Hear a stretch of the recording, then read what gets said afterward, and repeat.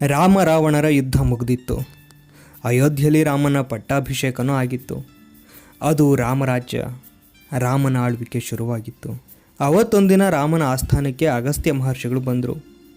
ಅವತ್ತು ಯುದ್ಧ ನಡೆಯುವಾಗ ರಾವಣನ ಕಟ್ಟಾಕೋದು ಹೇಗೆ ಅಂತ ಗೊತ್ತಾಗದೆ ಯೋಚನೆ ಮಾಡ್ತಿದ್ದ ರಾಮನಿಗೆ ಇದೇ ಅಗಸ್ತ್ಯರೇ ಆದಿತ್ಯ ಹೃದಯ ಹೇಳ್ಕೊಟ್ಟಿದ್ರು, ಮನೋಬಲ ಹೆಚ್ಚಿದ್ರು. ಅದಾದಮೇಲೆ ರಾಮ ರಾವಣನ ಸಂಹಾರ ಮಾಡಿದ್ದ. ಆಗಿಂದಲೂ ಒಂದು ಕೊರಗು ಕಾಡ್ತಾ ಇತ್ತು ರಾಮನ. ರಾವಣ ಮಹಾಬ್ರಾಹ್ಮಣ. ಅವನನ್ನು ಕೊಂದು ಕಟ್ಕೊಂಡಿರೋ ಬ್ರಹ್ಮಹತ್ಯೆ ದೋಷದಿಂದ ಪಾರಾಗೋದು ಹೇಗೆ ಅಂತ ಯೋಚನೆ ಮಾಡ್ತಿದ್ದ. ಅದಕ್ಕೆ ಅಗಸ್ತ್ಯರೇ ಒಂದು ದಾರಿ ತೋರಿಸಿದ್ರು. ಅಶ್ವಮೇಧ ಯಾಗ ಮಾಡು, ಎಲ್ಲ ಒಳ್ಳೆಯದಾಗುತ್ತೆ ಅಂತ ಸಲಹೆ ಕೊಟ್ಟರು. ರಾಮ ಅಶ್ವಮೇಧ ಯಾಗಕ್ಕೆ ಮುಂದಾದ. ಬಿಳಿ ಕುದುರೆ, ಕಪ್ಪು ಕಿವಿ, ಕೆಂಪು ಮುಖ, ಬಂಗಾರದ ಬಣ್ಣದ ಬಾಲ. ಅದರ ಹಣೆ ಮೇಲೆ ರಾಮನ ಪೌರುಷ, ಅವನ ಶಕ್ತಿಯ ವಿವರಣೆ ಬರೆದಿರೋ ಚಿನ್ನದ ತಟ್ಟೆ ಅಂಟಿಸಿದ್ರು. ಆ ಕುದುರೆ ಕಾಲುಗಳ ಕಬ್ಬಿಣದ ಕಂಬದ ಹಾಗಿದ್ವು. ವೈಶಾಖ ಮಾಸದ ಹುಣ್ಣಿಮೆ ದಿನ ಪೂಜೆ ಮಾಡಿ ಆ ಕುದುರೆ ಕೈ ಬಿಟ್ಟ ರಾಮ. ಕುದುರೆ ಓಡ್ತು, ಅದರ ಹಿಂದೆ ರಾಮನ ದಂಡೇ ಓಡ್ತು. ಶತ್ರುಘ್ನ ಅದರ ಸರ್ವಸೇನಾಧ್ಯಕ್ಷ ಆದ. ಅವನ ಜೊತೆ ಭರತನ ಮಗ ಪುಷ್ಕಳ ಇದ್ದ. ಇವ್ರ ಜೊತೆಗೆ ಮತ್ತು ಒಬ್ಬ ವೀರಾಗ್ರಣಿ ಇದ್ದ. ಅವನ ದೇಹ ವಜ್ರಕ್ಕಿಂತ ಗಟ್ಟಿ, ಕಣ್ಣು ಸೂರ್ಯನಿಗಿಂತ ತೀಕ್ಷ್ಣ, ಗಾಳಿಗಿಂತ ವೇಗ, ಬೆಂಕಿಗಿಂತ ಭಯಂಕರ, ಉಕ್ಕಿನ ತೋಳು, ಕೈಲೊಂದು ಗದೆ, ಹಣೆ ಮೇಲೆ ತಿಲಕ, ಬಾಯಲ್ಲಿ ಯಾವಾಗಲೂ ಮಂತ್ರ ಜಪ. ರಾಮ ರಾಮ ರಾಮ. ಆ ವಜ್ರದೇಹಿಯ ಹೆಸರೇ ಅಂಜನಿ ಪುತ್ರ ಹನುಮಂತ. ಅಶ್ವಮೇಧಕ್ಕೆ ರಾಮನ ಸೇನೆ ಹೊರಟು ನಿಲ್ತು. ಅದರ ಜೊತೆಗೆ ಹನುಮಂತನೂ ಇದ್ದ. ಕುದುರೆ ಓಡ್ತಿತ್ತು. ಅಂಗ ವಂಗ ಕಳಿಂಗ ದೇಶದ ರಾಜರು ರಾಮನ ಕುದುರೆ ಗೌರವ ಕೊಟ್ಟು ಸಂತೋಷದಿಂದ ರಾಮನ ಸಾಮಂತರಾದರು. ವಾಜಿಪುರ, ಚಕ್ರಾಂಕನಗರ, ತೇಜಪುರ ಹೀಗೆ ಹಲವಾರು ಸಾಮ್ರಾಜ್ಯಗಳನ್ನು ದಾಟಿತ್ತು. ಕೆಲವು ಕಡೆ ಯುದ್ಧ ಆಯಿತು, ಗೆಲುವು ಸಿಕ್ತು. ಆದರೆ ಯಾವಾಗ ಯುದ್ಧಾಶ್ವ ದೇವಾಪುರ ಅನ್ನೋ ಊರಿಗೆ ಬಂತೋ ಆಗ ಶುರುವಾಯಿತು ಅಸಲಿ ಕತೆ. ದೇವಪುರ ಅನ್ನೋ ಊರು, ಅಲ್ಲಿಗೊಬ್ಬ ರಾಜ. ಅವನ ಹೆಸರು ವೀರಮಣಿ, ಮಹಾನ್ ಶಿವಭಕ್ತ. ಆ ಊರಲ್ಲೆಲ್ಲೇ ನೋಡಿದರೂ ಶಿವನ ದೇವಸ್ಥಾನಗಳು, ಶಿವನ ಕೈಲಿರೋ ತ್ರಿಶೂಲದಂಥ ಕಟ್ಟಡಗಳು, ನಂದಿಯ ದೊಡ್ಡ ದೊಡ್ಡ ಪ್ರತಿಮೆಗಳು. ಅದು ಇನ್ನೊಂದು ಕೈಲಾಸವೇನೋ ಅನ್ನೋ ಹಾಗಿತ್ತು. ಆ ವೀರಮಣಿಗೊಬ್ಬ ಮಗ ಇದ್ದ. ಅವನ ಹೆಸರು ರುಕ್ಮಾಂಗದ ಅಂತ. ಅವತ್ತವನು ಅವನ ಸಖಿಯರ ಜೊತೆ ಉದ್ಯಾನದಲ್ಲಿ ಚೆಲ್ಲಾಟವಾಡ್ತಾ ಇದ್ದ. ಆಗ ಕೇಳಿತ್ತು ಕುದುರೆಯ ಸದ್ದು, ಯುದ್ಧಾಶ್ವ. ಅದರ ಹಣೆ ಮೇಲೆ ರಾಮನ ಸಂದೇಶ, ಯುದ್ಧ ಸಂದೇಶ. ಅದನ್ನು ನೋಡ್ತಿದ್ದ ಹಾಗೆ ರುಕ್ಮಾಂಗದ ಅವನ ಭಟರಿಗೆ ಹೇಳಿಬಿಟ್ಟ, ಈ ಕುದುರೆನ ನಮ್ಮ ಲಾಯದಲ್ಲಿ ಕಟ್ ಹಾಕಿ ಅಂತ. ವಿಷಯ ವೀರಮಣಿಗೆ ಗೊತ್ತಾಯಿತು. ಆದರೆ ಅಷ್ಟರಲ್ಲಿ ಸಮಯ ಮೀರಿತ್ತು. ತನ್ನ ಕಾಯೋಕ್ಕೆ ಶಿವನೇ ಇದ್ದಾನೆ, ಆ ಧೈರ್ಯವೇನೋ ಇದೆ. ಆದರೆ ಶಿವನೇ ರಾಮಭಕ್ತ. ಆಪತ್ಕಾಲ ಎದುರಾದರೆ ಶಿವ ಯಾರ ಪರ ನಿಲ್ತಾನೆ? ಅದಕ್ಕೆ ಕಾಲವೇ ಉತ್ತರ ಕೊಡುತ್ತೆ ಅಂದ್ಕೊಂಡು ತನ್ನ ಸೈನಿಕರಿಗೆ ಹೇಳ್ದ, ರಣಕಹಳೆ ಮೊಳಗಿಸೋಕೆ. ಶತ್ರುಘ್ನನ ಸೇನೆ ಕೂಡ ಯುದ್ಧಕ್ಕೆ ಮುಂದಾಯಿತು. ಘನಘೋರ ಯುದ್ಧ. ರಥಗಳು ಮುರಿದು ಬಿದ್ದುವು. ಅಲ್ಲಿ ರಕ್ತದ ನದಿ ಹರಿತಿತ್ತು. ಬೆಟ್ಟ ಬಿದ್ದ ಹಾಗೆ ಆನೆಗಳು ಸತ್ತು ಬಿದ್ದಿದ್ವು. ಕತ್ತರಿಸಿ ಬಿದ್ದಿದ್ದ ಸೈನಿಕರ ಕೈಗಳು ಸರ್ಪದ ಹಾಗೆ ಕಾಣ್ತಿದ್ವು. ವೀರರ ತಲೆಗಳು ಆಮೆಗಳ ಹಾಗೆ ಕಾಣ್ತಾ ಇದ್ರೆ ಮಾಂಸ ಕೆಸರಿನ ಹಾಗಿತ್ತು. ರಕ್ತ ಪಿಶಾಚಗಳು ಬಟ್ಟಲು ತುಂಬ ಮೊಗೆ ಕುಡಿದ್ರೂ ರಕ್ತ ಕಡಿಮೆ ಆಗ್ತಿರ್ಲಿಲ್ಲ. ಅಷ್ಟು ಭೀಕರ ಯುದ್ಧ. ಶತ್ರುಘ್ನ ವೀರಮಣಿ ಜೊತೆ ಹೋರಾಡ್ತಾ ಇದ್ರೆ ಪುಷ್ಕಳನ ಮುಂದೆ ರುಕ್ಮಾಂಗದ ನಿಂತಿದ್ದ. ಪುಷ್ಕಳ ಕೊಟ್ಟ ಹೊಡೆತಕ್ಕೆ ರುಕ್ಮಾಂಗದ ಮೂರ್ಛೆ ಬಿದ್ದ. ಆಗ ಮಗುನ ಕಾಪಾಡ್ಕೊಳ್ಳೋದಕ್ಕೆ ವೀರಮಣಿ ಮುಂದೆ ಬಂದ. ಆದರೆ ಪುಷ್ಕಳನ ರಕ್ಷಣೆ ಮಾಡೋಕೆ ಹನುಮಂತ ಧಾವಿಸ್ದ. ವೀರಮಣಿ ಕಡೆ ಹಲ್ಲು ಮಸಿತಾ ನೋಡ್ದ. ಪುಷ್ಕಳನ ಹತ್ರ ಬರೋದ್ರಲ್ಲಿ ವೀರಮಣಿನ ರಥದ ಸಮೇತ ಪುಡಿ ಪುಡಿ ಮಾಡೋಕೆ ಮುಷ್ಟಿ ಬಿಗಿ ಮಾಡಿ ನಿಂತಿದ್ದ ಹನುಮಂತ.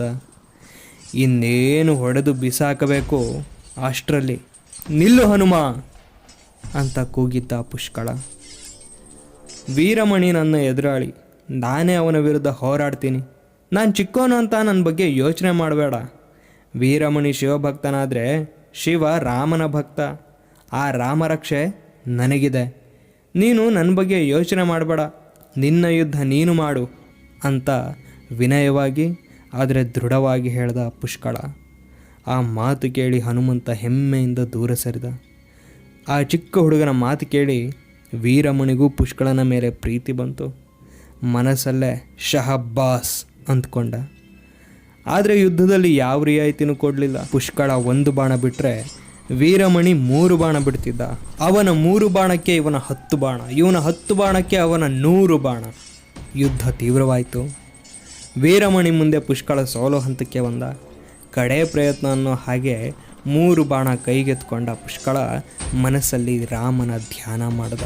ವೀರಮಣಿ ಕಡೆ ಕೆಂಪುಗಣ್ಣು ಮಾಡಿಕೊಂಡು ಕೂಗ್ದ, ಈ 3 ಬಾಣದಲ್ಲಿ ನಿನ್ನ ಮೂರ್ಛೆ ಕೆಡುವುದಿದ್ರೆ ಗಂಗೆಲ್ ಸ್ನಾನ ಮಾಡದೆ ಅದೇ ಗಂಗೆನ ಬೈದಷ್ಟು ಪಾಪ ನನಗೆ ಬರಲಿ ಅಂತ ಶಪಥ ಮಾಡ್ದ. ಬಾಣ ಬಿಟ್ಟ. ಆ ಬಾಣ ನೇರವಾಗಿ ವೀರಮಣಿ ಹೃದಯಕ್ಕೆ ಬಿತ್ತು. ಮರುಕ್ಷಣವೇ ವೀರಮಣಿ ಮೂರ್ಛೆ ಬಿದ್ದ. ಪುಷ್ಕಳ ಗೆದ್ದ. ರಾಮನ ಇಡೀ ಸೇನೆ ಯುದ್ಧ ಗೆದ್ದ ಸಂಭ್ರಮದಲ್ಲಿತ್ತು. ಹನುಮಂತ, ಶತ್ರುಘ್ನ ಎಲ್ಲರೂ ಯುದ್ಧ ಮುಗೀತು ಅಂತ ಹಸನ್ಮುಖಿಗಳಾದರು. ಆದರೆ ಆಗಲೇ ಮೋಡ ಕಪ್ಪಾಯಿತು. ಬಿರುಬಿಸಿಲು ಮಾಯವಾಗಿ ಕತ್ತಲೆ ಆವರಿಸ್ಕೊಳ್ತು. ಆಕಾಶದಲ್ಲಿ ಮಿಂಚು ಕಾಣಿಸ್ಕೊಳ್ತು. ವಿಚಿತ್ರವಾದ ಶಬ್ದ ಅಲ್ಲ, ರಣಘೋಷ. ದೇವಪುರದ ದಿಕ್ಕಿಂದ ಒಂದು ಮಹಾಸೇನೆ ಬರುತ್ತಿದೆ. ನೋಡೋಕೆ ಅತಿ ಭಯಾನಕವಾದ ಸೇನೆ. ಅದು ಶಿವಸೇನೆ. ಆ ಸೇನೆಯ ಮಧ್ಯದಲ್ಲಿ ಸಾಕ್ಷಾತ್ ಶಿವನೇ ಕಾಣಿಸ್ಕೊಂಡ.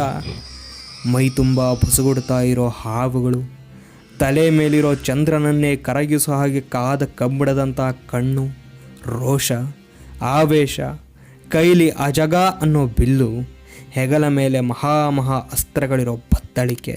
ತನ್ನ ಪರಮ ಭಕ್ತ ವೀರಮಣಿ ಸೋಲ್ತಿರೋ ಸುಳಿವು ಸಿಕ್ತಿದ್ದ ಹಾಗೆ ಕೈಲಾಸದಿಂದ ಸೇನೆ ಸಮೇತ ಓಡೋಡಿ ಬಂದಿದ್ದ ಪರಮೇಶ್ವರ.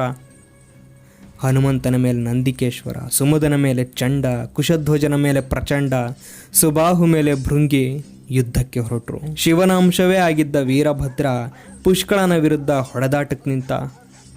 ಅವರಿಬ್ಬರ ಮಧ್ಯೆ ಜೋರು ಯುದ್ಧ. ಹಗಲು ರಾತ್ರಿ ಯುದ್ಧ ನಡೆದೇ ಇತ್ತು. 1 ಅಲ್ಲ 2 ಅಲ್ಲ 5 ದಿನ ಕಳೆದರೂ ಯುದ್ಧ ನಿಲ್ಲೋ ಲಕ್ಷಣವೇ ಕಾಣಲಿಲ್ಲ. ಕಡೆಗೆ ತ್ರಿಶೂಲದಿಂದ ಪುಷ್ಕಳನ ತಲೆ ಕಡಿದು ವಿಕಟಾಟ್ಟಹಾಸ ಮಾಡಿದ್ದ ವೀರಭದ್ರ. ಪುಷ್ಕಳ ಸತ್ತಿದ್ದನ್ನು ನೋಡಿ ಬೆಚ್ಚಿ ಬಿದ್ದಿತ್ತು ರಾಮನ ಸೇನೆ. ಶತ್ರುಘ್ನಿಗೆ ಆಘಾತವಾಯಿತು. 1000 ಬಾಣ ಒಟ್ಟಿಗೆ ಘಾಸಿ ಮಾಡಿದಷ್ಟು ನೋವಾಯಿತು. ಇದಕ್ಕೆಲ್ಲ ಶಿವನೇ ಕಾರಣ. ಅವನನ್ನೇ ಸೋಲಿಸಬೇಕು ಅಂತ ನಿಶ್ಚಯ ಮಾಡಿ ಶಿವನ ಕಡೆ ದಿವ್ಯಾಸ್ತ್ರಗಳ ಪ್ರಯೋಗ ಮಾಡ್ದ ಶತ್ರುಘ್ನ.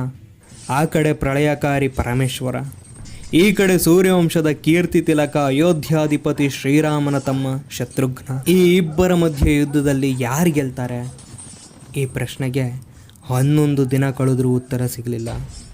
ಕಡೆಗೆ ಶತ್ರುಘ್ನ ಶಿವನ ಕಡೆ ಬ್ರಹ್ಮಾಸ್ತ್ರವನ್ನೇ ಬಿಟ್ಟ. ಆದರೆ ಶಿವ ಬ್ರಹ್ಮಶಿರಸ್ಸನ್ನು ಅಡ್ಡ ಹಿಡಿದು ಬ್ರಹ್ಮಾಸ್ತ್ರವನ್ನೇ ನುಂಗ್ಬಿಟ್ಟ. ಅಷ್ಟೇ ಅಲ್ಲ, ಕೋಪದಿಂದ ಶಿವ ಬಿಟ್ಟ ಒಂದು ಬಾಣ ಶತ್ರುಘ್ನನನ್ನೇ ಮೂರ್ಛೆ ಬೀಳೋ ಹಾಗೆ ಮಾಡ್ತು.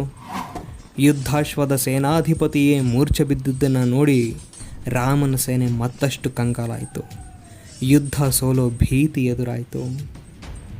ಶಿವನ ಮುಖದಲ್ಲಿ ಗೆದ್ದೆ ಅನ್ನೋ ಮಂದಹಾಸ ಮೂಡುವಷ್ಟರಲ್ಲಿ ಆ ನಗುವನ್ನೇ ಮಾಯ ಮಾಡೋ ಹಾಗೆ ಹನುಮ ಬಂದು ನಿಂತ.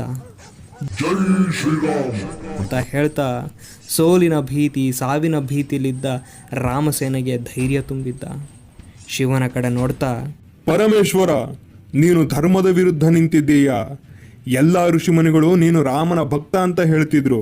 ಆದರೆ ನೀನು ಪುಷ್ಕಳನನ್ನೇ ಕೊಂದೆ, ಶತ್ರುಘ್ನನನ್ನೇ ಮೂರ್ಛೆ ಬೀಳಿಸ್ದೆ. ಇದನ್ನೆಲ್ಲ ನೋಡ್ತಾ ಇದ್ರೆ ಆ ಋಷಿವಾಕ್ಯಗಳೆಲ್ಲ ಶುದ್ಧ ಸುಳ್ಳು ಅನ್ನಿಸ್ತಿದೆ.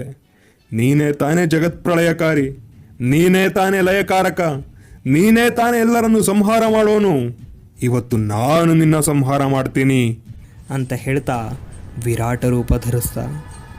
ಆಕಾಶ ಭೂಮಿಗಳನ್ನು ಒಂದು ಮಾಡಿ ನಿಂತ.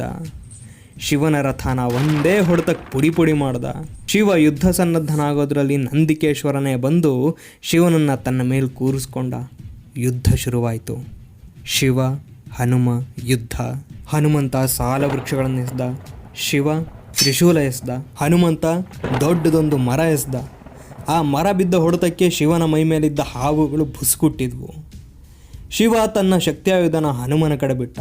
ಹನುಮಂತನಿಗೆ ಪೆಟ್ಟಾಯಿತು. ಹನುಮಂತ ಮತ್ತೆ ಹೊಡೆಯೋದ್ರಲ್ಲಿ ಶಿವ ಮುಸಲಾಯುಧ ಎತ್ಕೊಂಡು ಹನುಮಂತನನ್ನು ದಂಡಿಸೋಕೆ ಬಂದ. ಆದರೆ ಆ ಮುಸಲಾಯುಧನ ಹನುಮ ಪುಡಿ ಪುಡಿ ಮಾಡ್ದ. ದೊಡ್ಡದೊಂದು ಬೆಟ್ಟ ಇತ್ತು, ಆ ಬೆಟ್ಟನ ಶಿವನ ಮೇಲೆ ಎಸೆದ. ಆ ಪೆಟ್ಟಿಂದ ಸುಧಾರಿಸ್ಕೊಳ್ಳೋದ್ರಲ್ಲಿ ಹನುಮಂತ ತನ್ನ ಬಾಲದಿಂದ ಶಿವನ ಕಟ್ಟಿ ಹಾಕ್ಕೊಂಡ. ಶಿವನ ಸಿಟ್ಟು ಹೆಚ್ಚಾಯಿತು. ಚಂದ್ರ ಚೂರು ಚೂರು ಆಗ್ತಾ ಇದ್ದ. ಶಿವ ರೌದ್ರಾವತಾರ ತಾಳಿದ್ರೆ ಯುದ್ಧ ಮತ್ತು ಘೋರವಾಗಲಿದೆ ಅಂತ ನಂದಿಕೇಶ್ವರ ಯೋಚನೆ ಮಾಡ್ತಿದ್ದ. ಆದರೆ ಆಗಿದ್ದೇ ಬೇರೆ. ಹನುಮನ ಬಾಲದಲ್ಲಿ ಒದ್ದಾಡ್ತಾ ಇದ್ದ ಶಿವ ನಕ್ಕು ಬಿಟ್ಟ. ಹನುಮನ ಸಾಹಸ ನೋಡಿ ಮೆಚ್ಕೊಂಡು ಸಂತೋಷಪಟ್ಟ. ಭಲೆ ಹನುಮ, ಭಕ್ತರ ಭಕ್ತಿ ಮೆಚ್ಕೊಳ್ತಿದ್ದ ನನಗೆ ಇವತ್ತು ನಿನ್ನ ಈ ಶೌರ್ಯ ಸಾಹಸ ಇಷ್ಟ ಆಯಿತು.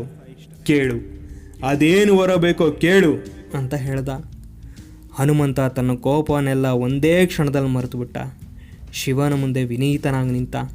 ಏನೂ ಬೇಡ ಮಹೇಶ್ವರ, ಇಲ್ಲಿ ಸತ್ತು ಬಿದ್ದಿರೋ ರಾಮನ ಸೇನನ ನೋಡ್ಕೋತಾ ಇರು.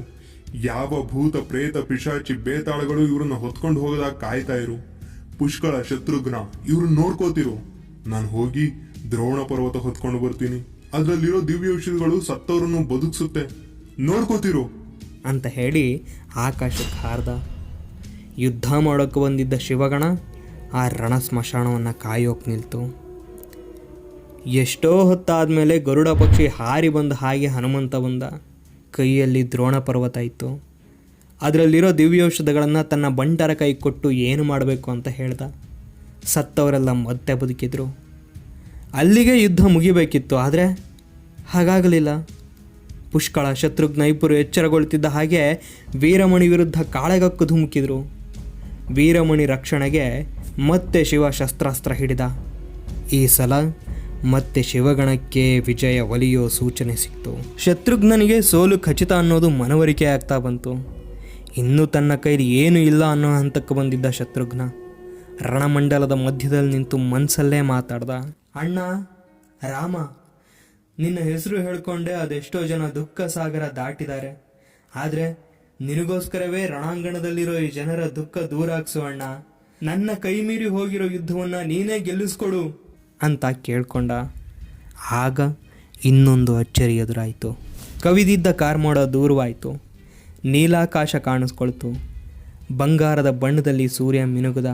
ರಣಹದ್ದುಗಳ ಸದ್ದೇ ಕೇಳ್ತಿದ್ದ ರಣಾಂಗಣದಲ್ಲಿ ಹಕ್ಕಿಗಳ ಕಲರವ ಕೇಳಿಸ್ತು. ಸೂರ್ಯನೇ ಭೂಮಿಗೆ ಬಂದ ಹಾಗೆ ಬೆಳಕೊಂದು ಕಾಣಿಸ್ಕೊಳ್ತು. ಆ ಬೆಳಕೆ ಬರ್ತಾ ಬರ್ತಾ ಮನುಷ್ಯನ ರೂಪ ತಾಳ್ತು. ಹಾಗೆ ಬಂದದ್ದು ಮತ್ತಾರೂ ಅಲ್ಲ, ರಾಮ, ಶ್ರೀರಾಮ, ಅಯೋಧ್ಯಾಧಿಪತಿ ರಾಮ. ರಾಮನ್ ನೋಡ್ತಿದ್ದ ಹಾಗೆ ಶತ್ರುಘ್ನನ ದುಃಖ ದೂರವಾಯಿತು. ಅದೆಲ್ಲಿದ್ನೋ ಹನುಮಂತ ಓಡ್ ಬಂದು ರಾಮನ ಕಾಲನ್ನು ಬಿಗ್ಗಿಯಾಗಿ ಹಿಡ್ಕೊಂಡ. ರಾಮನ್ ನೋಡಿದ ಶಿವ ಬಿಲ್ಲು ಬಾಣ ಬಿಟ್ಟು ಭಕ್ತಿಯಿಂದ ಕೈ ಮುಗಿದ. ಹೇಳ್ದ, ರಾಮ, ನಿನ್ನ ಪಾದ ತೊಳೆದ ನೀರೇ ಗಂಗೆ. ಅಂಥ ಗಂಗೆನ ನಾನು ನನ್ನ ನೆತ್ತಿ ಮೇಲೆ ಇಟ್ಕೊಂಡಿದ್ದೀನಿ. ನಾನೇನು ಮಾಡಲಿ ರಾಮ? ಭಕ್ತರ ರಕ್ಷಣೆ ದೇವತೆಗಳ ಹೊಣೆ. ವೀರಮಣಿ ನನ್ನ ಪರಮ ಭಕ್ತ. ಅವನಿಗೆ ನಿನ್ನ ರಾಜ್ಯಕ್ಕೆ ನಾನೇ ರಕ್ಷಣೆ ಕೊಡ್ತೀನಿ ಅಂತ ಮಾತು ಕೊಟ್ಟಿದ್ದೆ. ಹಾಗಾಗಿ ಯುದ್ಧಕ್ಕೆ ಬಂದೆ. ಈಗ ನೀನೇ ಇಲ್ಲಿಗೆ ಬಂದಿಯಲ್ಲ, ಯುದ್ಧ ಮುಗೀತು. ನಾನೇ ನಿನಗೆ ಶರಣಾಗ್ತೀನಿ. ಇನ್ನು ವೀರಮಣಿನೂ ನಿನ್ನಲ್ಲಿ ಶರಣಾಗ್ತಾನೆ ಅಂತ ಶಿವ ಹೇಳ್ದ. ಆ ಮಾತಿಗೆ ರಾಮ ನಗನಗತ ಇನ್ನೊಂದು ಮಾತು ಹೇಳ್ದ. ಶಿವ, ನಿನ್ನ ಹೃದಯದಲ್ಲಿ ನಾನಿದ್ದೀನಿ, ನನ್ನ ಹೃದಯದಲ್ಲಿ ನೀನಿದೆಯಾ. ನಾವಿಬ್ಬರೂ ಬೇರೆ ಅಲ್ಲ. ನಿನ್ನ ಬೇರೆಯಾಗಿ ನೋಡೋರು ದಡ್ಡರಷ್ಟೇ ಅಂತ ಹೇಳ್ತಾ ಶಿವನನ್ನು ತಬ್ಬಿಕೊಂಡ. ಹನುಮಂತನ ಮೈ ಬೆಚ್ಚಗಾಯಿತು. ಅದು ಯಾಕೆ ಅನ್ನೋದು ಇನ್ನೊಂದು ಕಥೆ.